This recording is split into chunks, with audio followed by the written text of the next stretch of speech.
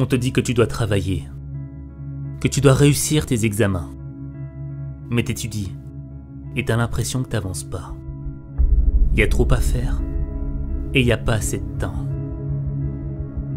Après tu te compares aux autres. Tu vois qu'ils avancent 2 fois plus vite que toi. Et là, t'as l'impression que t'es moins bon. Tu penses ne pas être à la hauteur. Tu penses que tes examens sont plus grands que toi. Et c'est à ce moment précis qu'une souffrance commence à naître en toi. Mais cette souffrance, c'est une épreuve. Et face à l'épreuve, t'as 2 choix. Soit tu décides d'être le spectateur de ton incompétence, de tes manquements.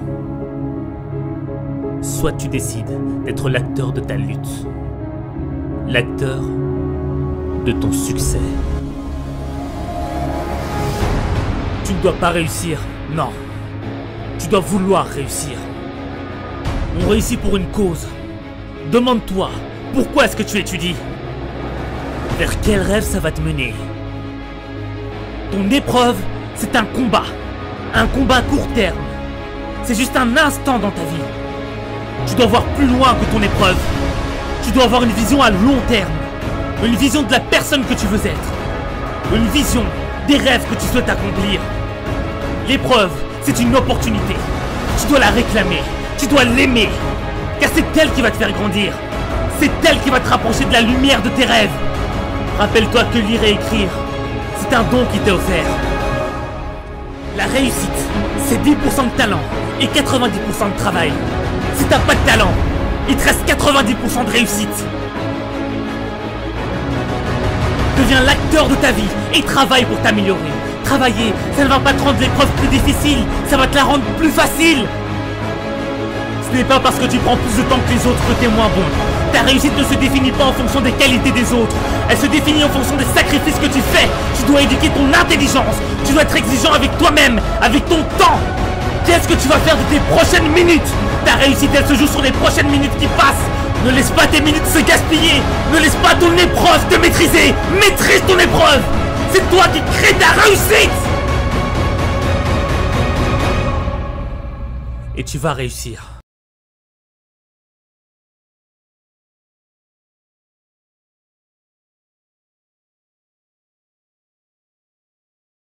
Ça se passe à l'école, sur le canal 332 d'IRTV International.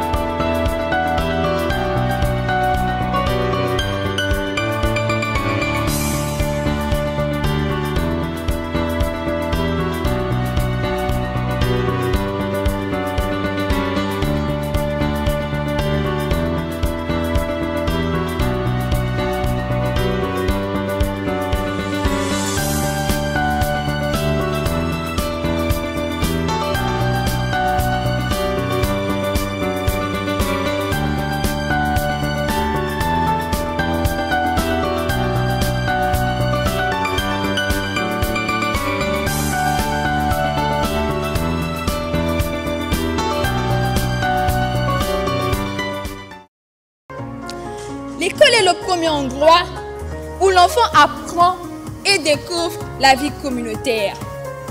Lui apprendre à prendre soin et à participer volontiers à l'entretien de son école par amour, c'est lui apprendre à respecter et à prendre soin du bien public par amour.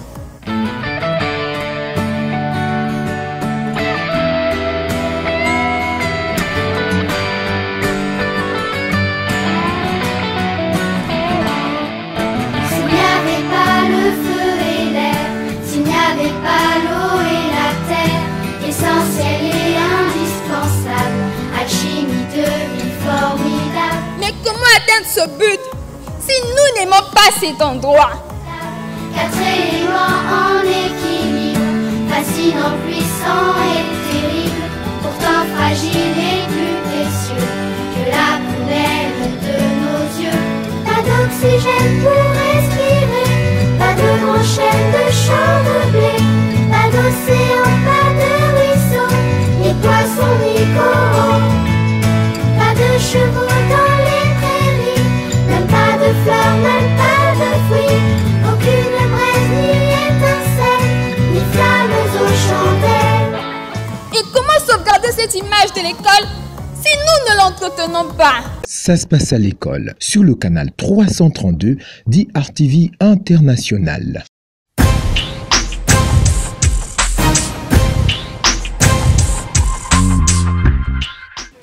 La circulaire numéro 0220-MEPSA-CAP du 24 mars 2020 instruisit aux chefs d'établissement scolaire de créer de groupes de discussion WhatsApp et Facebook pour permettre aux enfants de bénéficier d'une interaction avec leurs enseignants dans le cadre du programme de continuité pédagogique mis en œuvre par le gouvernement.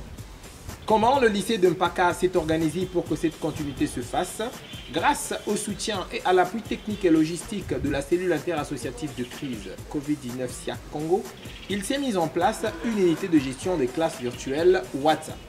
De quoi s'agit-il? Monsieur Manyungu François, proviseur de ce lycée, nous en parle en long et en large.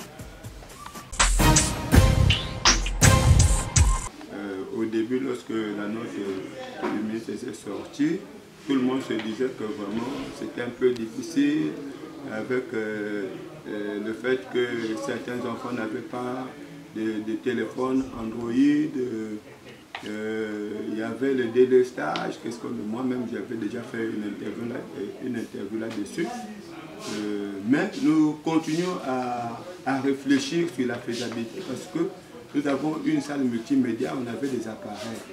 Et lorsque vous êtes venus vers nous, nous avons donc associé nos intelligences. Déjà, nos enfants, nous avions des adresses de ces enfants, des numéros de téléphone, lorsque nous avons lancé, et les enfants ont répondu. Et lorsque donc, vous avez été comme un élément déclencheur, parce que les moyens matériels étaient déjà là, mais nous restait vraiment peut-être le déclencheur. Il faut dire. Bonjour, comme vous allez le constater, nous sommes dans la salle informatique du lycée de Mpaka. Je suis Chris Singissa, informaticien e-school du lycée de Mpaka. Aujourd'hui, nous sommes vendredi 22 mai. Les enseignants, comme vous allez le constater, sont déjà là. L'emploi du temps nous dit qu'il y a le prof d'espagnol qui va gérer la série A et le prof d'anglais qui va s'occuper de la série D. Et il y a le prof de la philosophie qui va gérer les terminales C. Donc à très bientôt, nous allons lancer le cours d'équipe. Ce sera 10h05. Et j'espère que les élèves qui sont aussi dans leur maison sont déjà prêts pour suivre ces cours. Qu'est-ce que cela exige exactement au lycée pour faire fonctionner ces classes virtuelles? Bon, d'abord, en dehors du fait que les enfants doivent avoir des téléphones Android, il fallait rassembler des intelligences, donc les enseignants qui devaient dispenser ces cours-là. C'est M. Tela Ivan-Serge, prof d'anglais au lycée de Mpaka. Je me présente, je suis M. Ndembe Igor, professeur d'espagnol au lycée Honoré Paka de Mpaka. Je suis M. Guy Roger Bassolokidi, professeur de philosophie au lycée de Mpaka. M. Mapundu Jean-Brice, professeur des sciences de la vie et de la terre, évoluant donc ici au lycée Alexandre Honoré Mpaka. Merci, je me présente M. Merveille Joran Toupouti. Je suis professeur du département des sciences de la vie et de la terre, ici au lycée de Mpaka. Les enseignants, ce n'est pas tout ce qui était d'abord partant, parce qu'il fallait bien expliquer la vision de la chose, le fait que les enfants étaient retenus dans leur maison. Il fallait vraiment intéresser les enseignants. Maintenant, il y en a qui ne savent pas comment ça devait se passer, qui ne savent pas manipuler l'outil informatique. Et nous avons déployé des informaticiens à nos côtés pour nous accompagner. Bien, voilà comment se présente le dispositif d'aujourd'hui. Nous avons devant nous le prof d'espagnol du lycée de Mpaka, M. Igor. il a un téléphone Android devant lui qui a WhatsApp et en face de lui, il a un ordinateur bureautique qu'on a installé au WhatsApp. Sur ces cours, nous avons créé des groupes. Et ces groupes-là, aujourd'hui on peut appeler groupes, mais nous, en tant que techniciens, nous appelons des classes virtuelles. Et avec ces classes, nous avons formé 3 classes. Pour autant dire que nous avons 3 séries au lycée de Paka. Il y a un groupe ou une classe virtuelle de la terminale C, la terminale D et la terminale A. Au lycée de Paka, par rapport à l'effectif que nous avons créé 3 groupes de terminale D. Le prof ici présent qui va s'en charger des terminales A, il va aller cliquer là où on a écrit terminale A. Et bien après que le professeur aurait présenté son cours par photo, il va se mettre à expliquer le cours, les élèves vont bientôt réagir et il y aura une discussion et un débat. Any lessons about even reported speech that is planned for the coming week will be included here. Bon, mais la première fois quand on nous a annoncé cette méthode, on se demandait tout de suite comment cela serait-il possible. Est-ce que le cours peut se passer dans les mêmes conditions? Est-ce qu'il serait accessible au niveau des élèves? Mais dans toute chose, il fallait tenter parce qu'on s'est dit l'important est de sauver ces élèves-là. So dear pupils, try to ask your question, then we'll try if we can have the opportunity. Nous sommes en une période où les élèves ne peuvent pas être facilement en face de nous.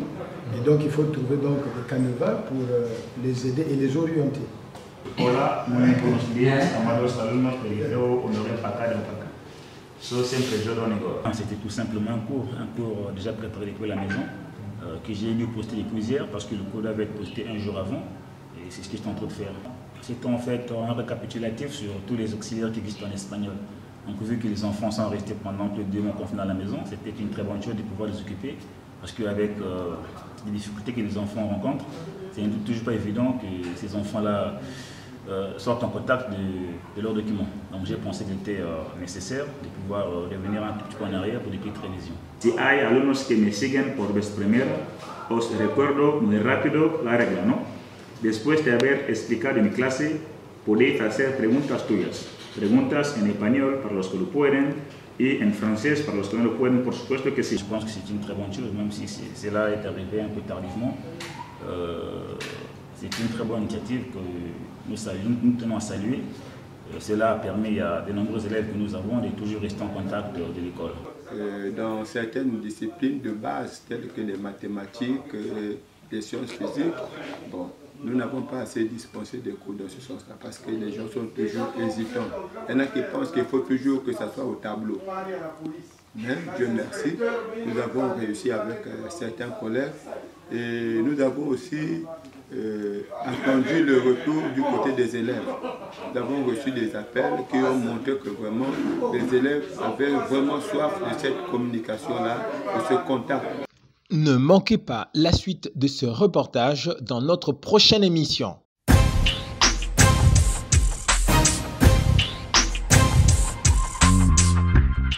Ça se passe à l'école, votre magazine éducatif enregistré depuis Pointe-Noire au lycée Alexandre Honoré Paka s'arrête là. Merci de nous avoir suivis. Restez prudents. La pandémie de Covid-19, c'est une réalité, mais l'éducation ne s'arrête pas. Ciao. Merci de nous avoir suivis. Continuons ensemble sur Internet et les réseaux sociaux. À très bientôt pour un autre numéro de votre magazine éducatif.